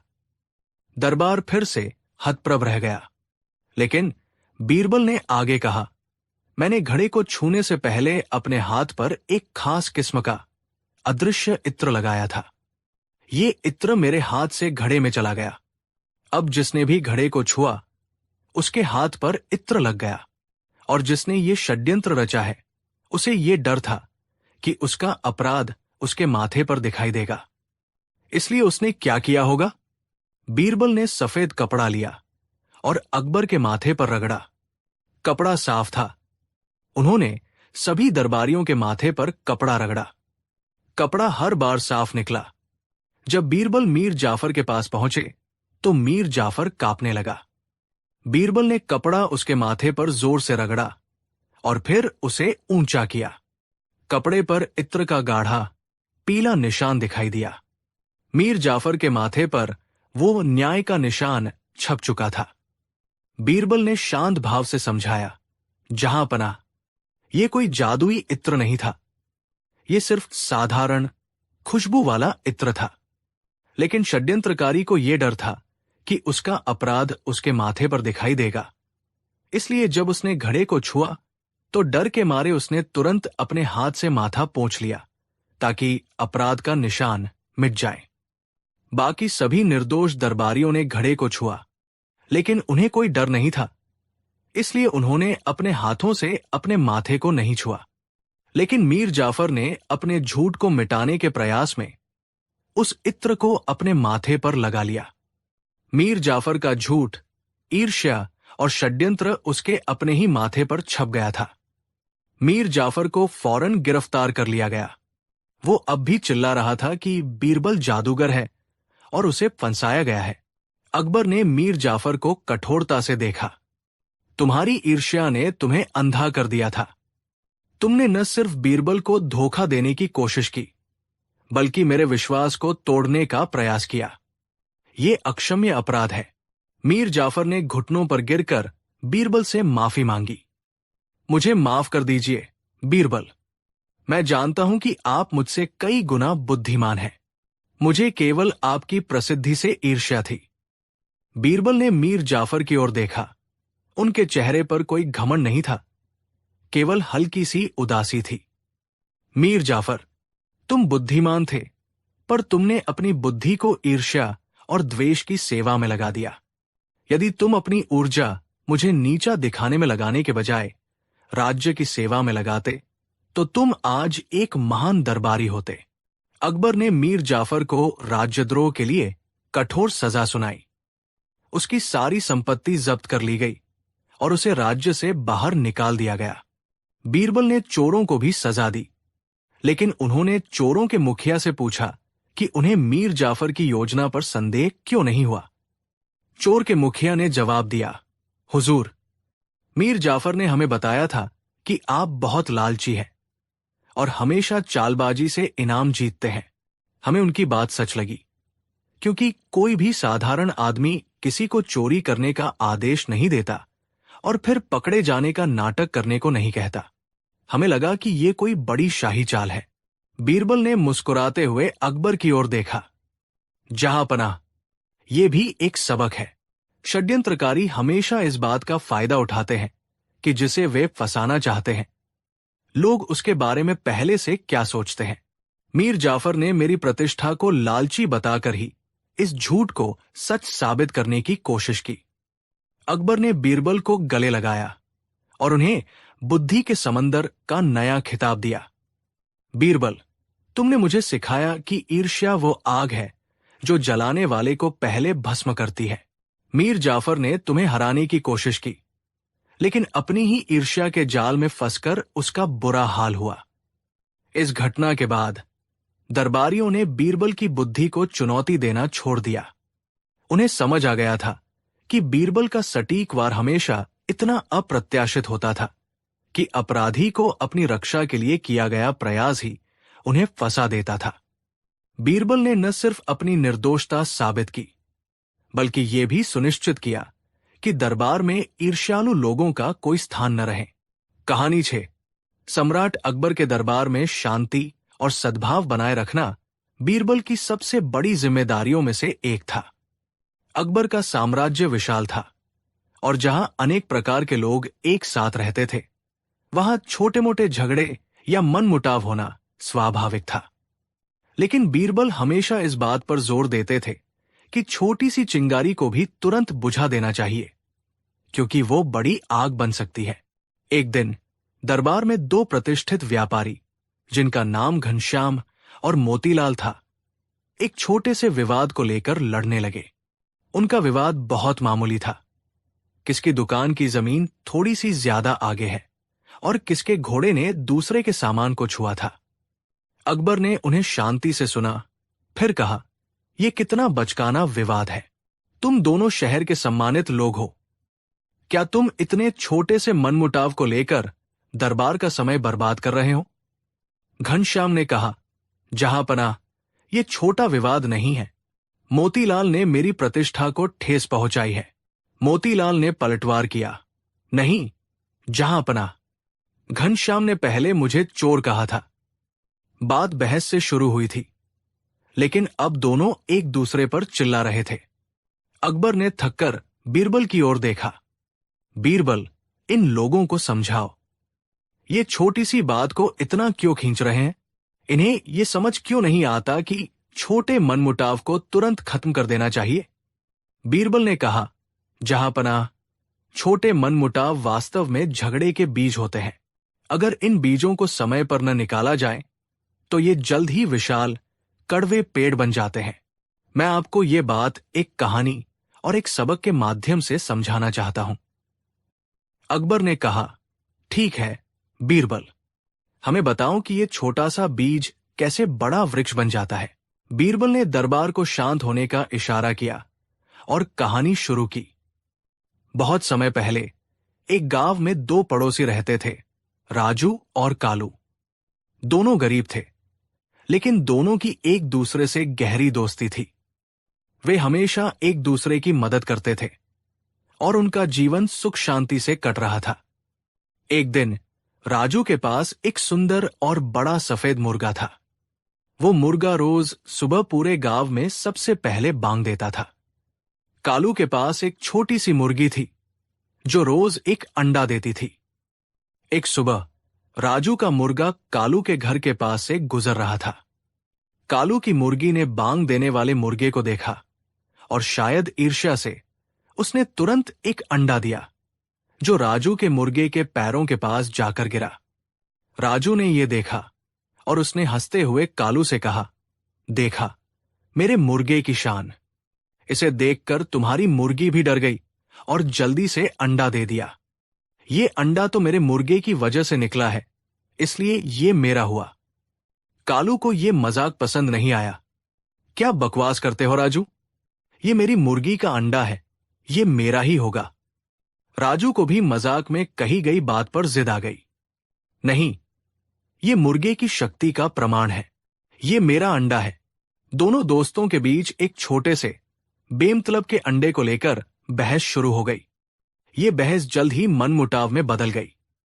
राजू, अगर तुम मेरा मजाक नहीं समझते तो तुम मेरे दोस्त नहीं। कालू, अगर तुम मेरे अंडे पर कब्जा करना चाहते हो तो तुम लालची हो। ये बात इतनी छोटी थी कि गांव वालों ने भी इसे अनदेखा कर दिया। उन्होंने सोचा कि दो दोस्त लड़ रहे हैं, कल सुलह कर लेंगे। लेकिन उन्होंने सुलह नहीं की। अगले दिन राजू और कालू ने एक दूसरे से बात करना बंद कर दिया। अब राजू ने अपनी जमीन पर एक बाड़ लगा दी। ये बाड़ इतनी ऊंची थी कि कालू अपने घर से सूरज को भी ठीक से नहीं देख पाता था। कालू को गुस्सा आया। उसने राजू की बाड़ के पास अपनी बकरी बांध दी।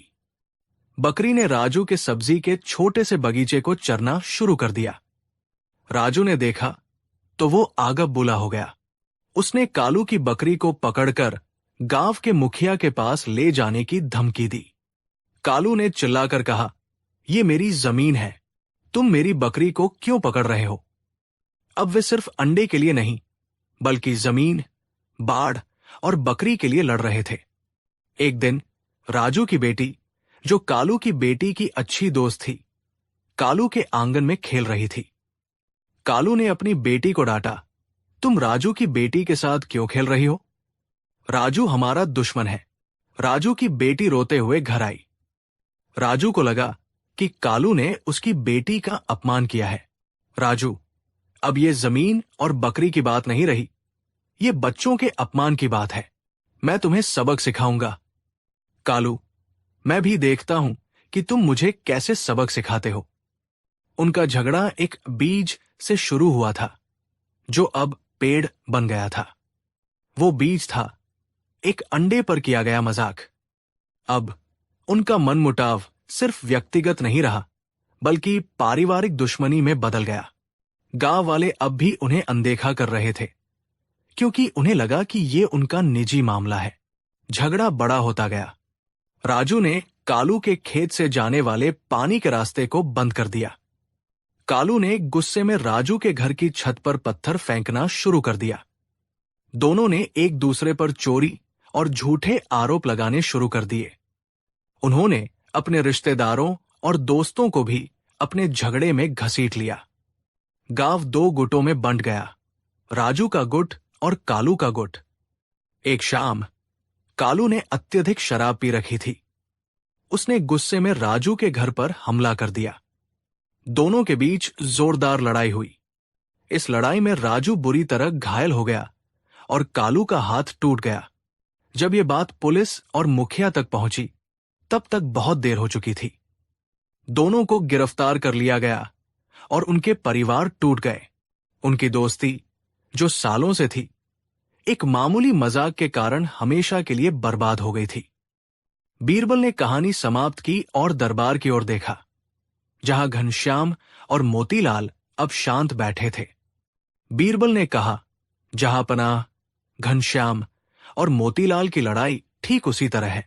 ये एक मामूली सा बाढ़ का विवाद है, लेकिन अगर इसे अभी न सुलझाया गया तो ये जल्द ही प्रतिष्ठा, परिवार और फिर जानमाल के नुकसान तक पहुंच जाएगा।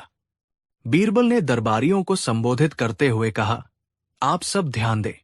झगड़े का बीज हमेशा छोटा होता है। वो बीज होता है एक, गलतफहमी, जब हम किसी की बात का गलत अर्थ निकाल लेते हैं, जैसे कालू ने राजू के मजाक को लालच समझ लिया। 2, अस्वीकार, जब हम अपनी गलती को स्वीकार करने के बजाय अहंकार दिखाते हैं, जैसे राजू ने अंडा वापस करने से मना कर दिया।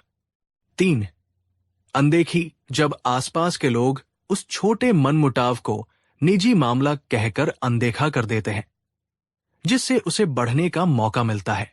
बीरबल ने घनश्याम और मोतीलाल को सामने बुलाया। बीरबल ने पूछा, घनश्याम, तुम मोतीलाल को चोर क्यों कह रहे थे?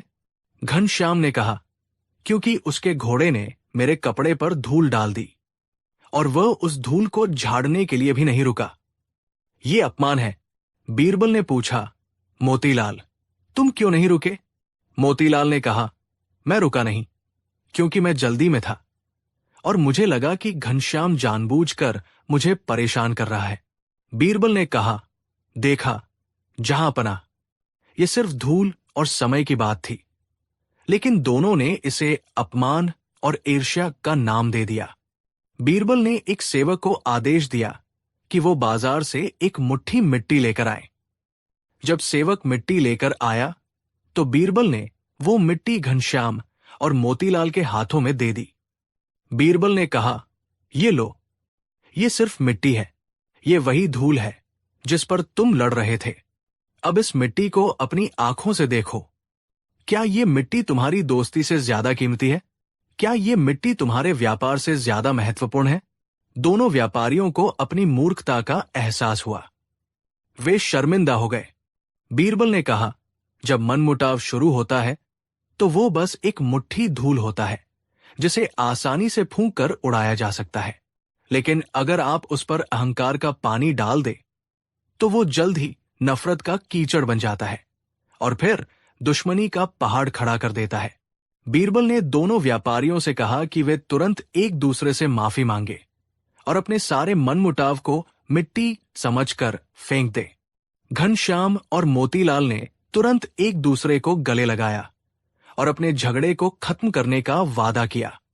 सम्राट अकबर बीरबल की बुद्धिमत्ता से अत्यंत प्रभावित हुए। अकबर ने कहा, बीरबल, तुमने सच कहा।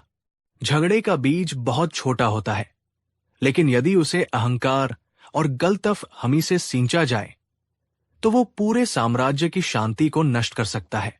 अकबर ने दरबार में घोषणा की, आज से दरबार का नियम है, यदि कोई भी दरबारी या नागरिक किसी छोटे मनमुटाव को लेकर आता है तो उसे गंभीरता से सुना जाएगा।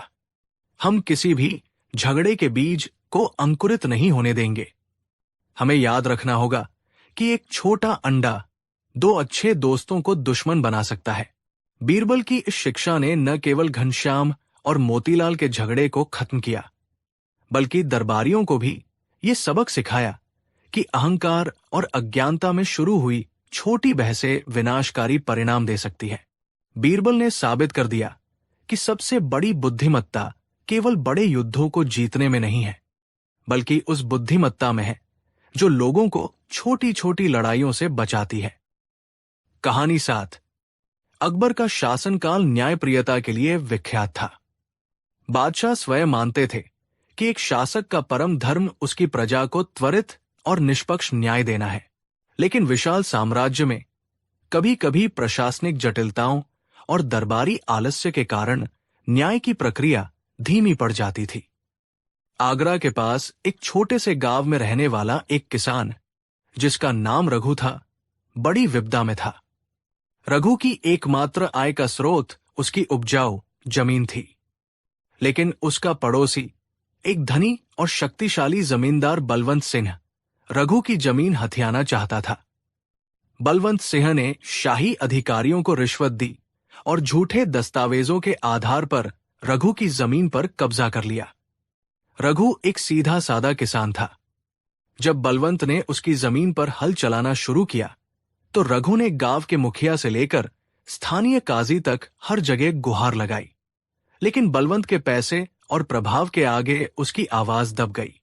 अंत में हताश होकर रघु ने आगरा आने का फैसला किया। वो जानता था कि बादशाह अकबर न्यायप्रिय है और शायद वही उसे बचा सकते हैं। रघु ने कई दिनों तक किले के बाहर इंतजार किया।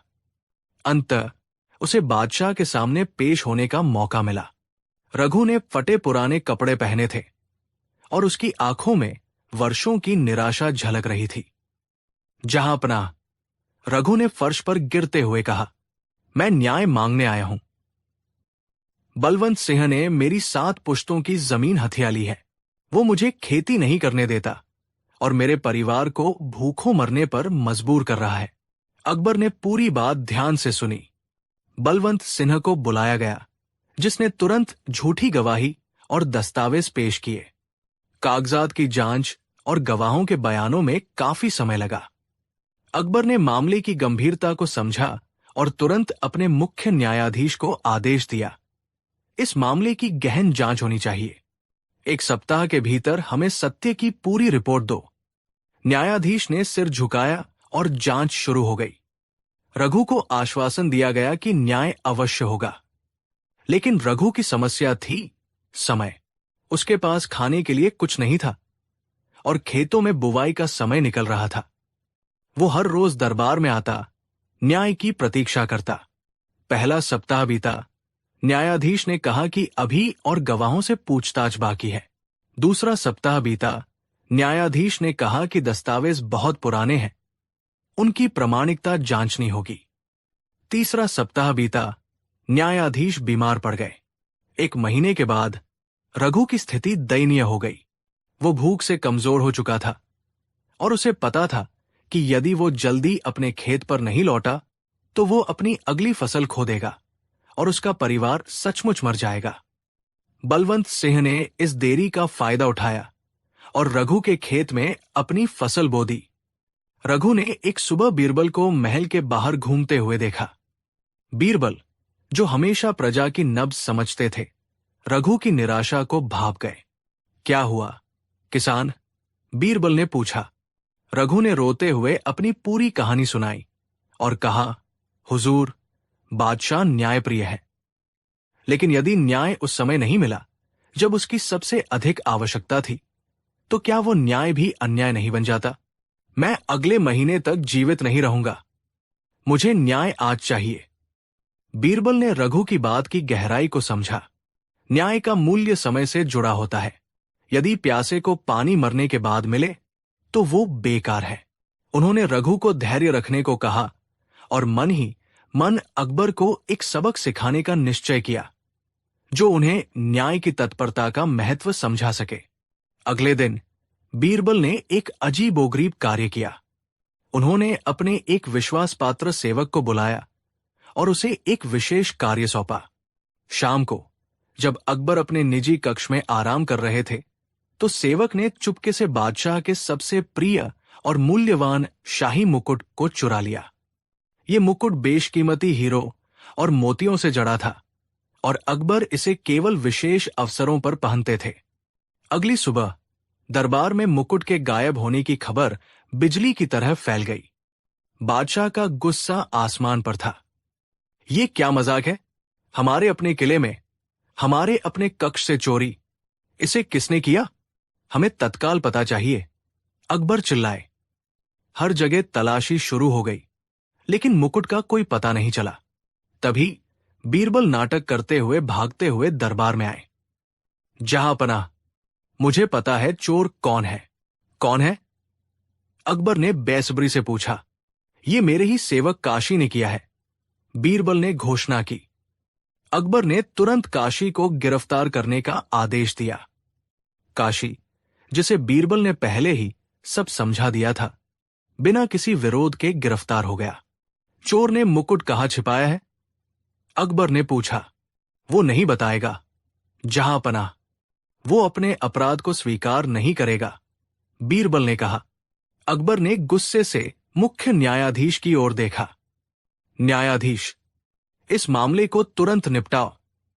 ये राष्ट्रीय अपमान है। हमें आज ही मुकुट वापस चाहिए और चोर को दंड मिलना चाहिए।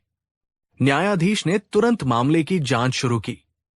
गवाहों से पूछताछ हुई और काशी के कमरे की तलाशी ली गई, लेकिन मुकुट नहीं मिला। बीरबल ने अब अपनी रणनीति पर काम शुरू कर दिया। उन्होंने न्यायाधीश के पास जाकर चुपके से फुसफुसाया, हुजूर, इस मामले को लंबा खींचिए। जहांपनाह को कुछ सिखाना जरूरी है। न्यायाधीश को बीरबल की बुद्धिमत्ता पर पूरा भरोसा था, इसलिए उन्होंने सहयोग करने का फैसला किया। पहले दिन जब अकबर ने मुकुट के बारे में पूछा, न्यायाधीश ने जवाब दिया, जहांपनाह, गवाहों के बयान विरोधाभासी है। कुछ कहते हैं कि काशी रात को महल में नहीं था, जबकि कुछ कहते हैं कि वह था। हमें और जांच की आवश्यकता है। अकबर बेचैन हो उठे। जांच? कैसी जांच? वो चोर पकड़ा गया है, मुकुट कहाँ है, ये बताओ। दूसरे दिन न्यायाधीश ने कहा, जहांपनाह, हमें पता चला है कि मुकुट में लगे हीरे बहुत ही दुर्लभ हैं। हमें यह पता लगाना होगा कि कहीं मुकुट के पत्थर निकालकर चोर ने उन्हें बेच तो नहीं दिया। इसके लिए शहर के सारे जौहरियों से पूछताछ करनी होगी। अकबर का गुस्सा बढ़ता जा रहा था। मुकुट उनके लिए सिर्फ धन नहीं, बल्कि शाही सम्मान का प्रतीक था। मुकुट के बिना उनका अगला सार्वजनिक समारोह रद्द करना पड़ सकता था। तीसरे दिन न्यायाधीश ने फिर निराशाजनक जवाब दिया, महाराज, काशी बहुत चालाक है। वो कोई राज नहीं खोल रहा है।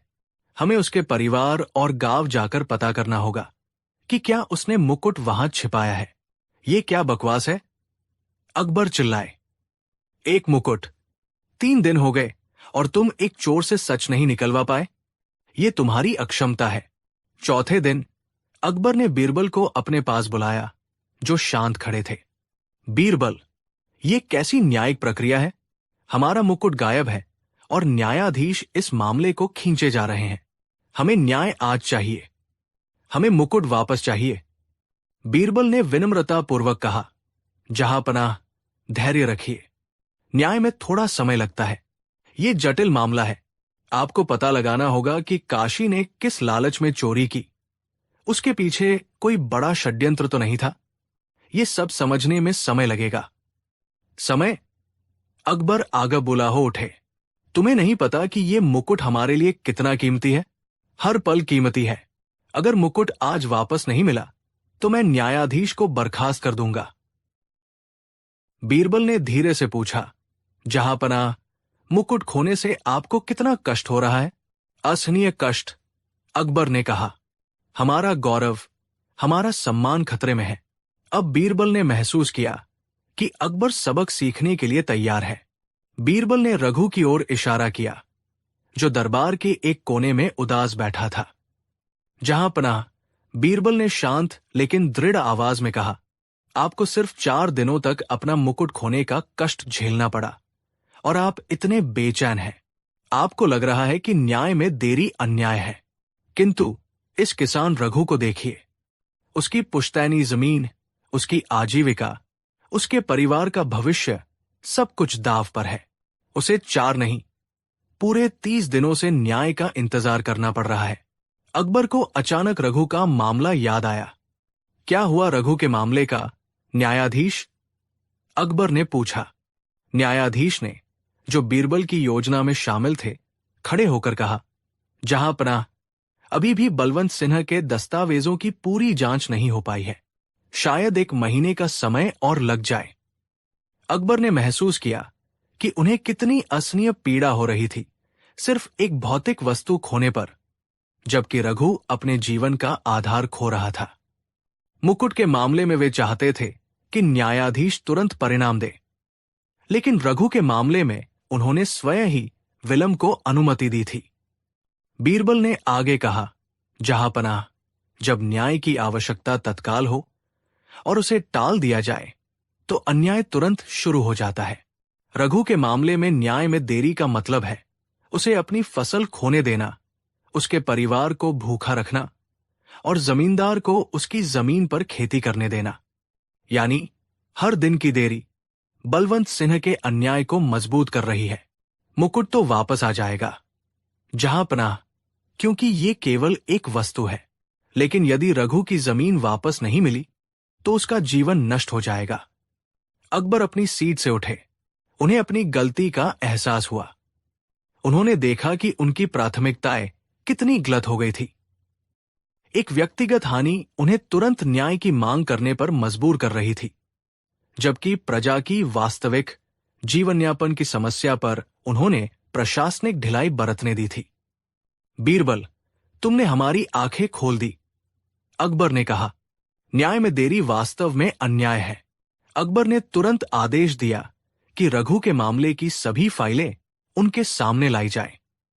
उन्होंने न्यायाधीश को दरकिनार किया और स्वयं बलवंत सिन्हा के कागजात और गवाहों के बयानों की जांच की।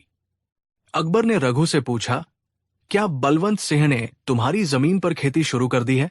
जी, जहांपनाह। बुवाई का समय निकल रहा है, रघु ने नम आंखों से कहा।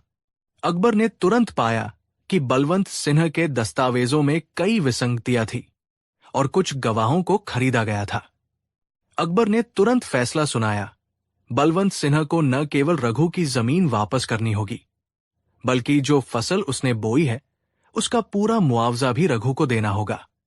इसके अलावा झूठे दस्तावेज पेश करने और अधिकारियों को रिश्वत देने के लिए बलवंत सिन्हा को भारी जुर्माना भरना पड़ा। न्याय तुरंत मिला। रघु खुशी से बादशाह के पैरों पर गिर पड़ा। अब अकबर ने बीरबल की ओर देखा। और मुकुट का क्या हुआ बीरबल? बीरबल मुस्कुराए। मुकुट, जहांपनाह, कभी खोया ही नहीं था। ये सबक आपको सिखाने के लिए मेरे ही आदेश पर सेवक काशी ने चुराया था। बीरबल ने अपने सेवक काशी को मुकुट वापस लाने को कहा। मुकुट सुरक्षित था और बादशाह ने काशी को उसकी ईमानदारी और स्वामी भक्ति के लिए पुरस्कृत किया। अकबर ने कहा, आज तुमने हमें सिखाया कि न्याय को त्वरित होना चाहिए। यदि न्याय की प्रक्रिया इतनी लंबी खिंच जाए कि पीड़ित की हानि अपरिवर्तनीय हो जाए, तो वो न्याय नहीं रहता। उस दिन से अकबर ने न्यायिक मामलों की निगरानी व्यक्तिगत रूप से करनी शुरू कर दी। उन्होंने अपने न्यायाधीशों को स्पष्ट निर्देश दिए कि कोई भी मामला, विशेषकर जो गरीबों और किसानों से संबंधित हो, उसे तत्काल प्राथमिकता दी जाए। बीरबल ने अपनी बुद्धिमत्ता से यह सिद्ध कर दिया कि शासक की संवेदनशीलता ही सच्चे न्याय की आधारशिला होती है। जब तक शासक स्वयं पीड़ित की पीड़ा को महसूस नहीं करता, तब तक वो न्याय के वास्तविक अर्थ को नहीं समझ सकता। और पीड़ा का सबसे बड़ा शत्रु है विलंब। न्याय का मूल्य उसके समयबद्ध वितरण में होता है।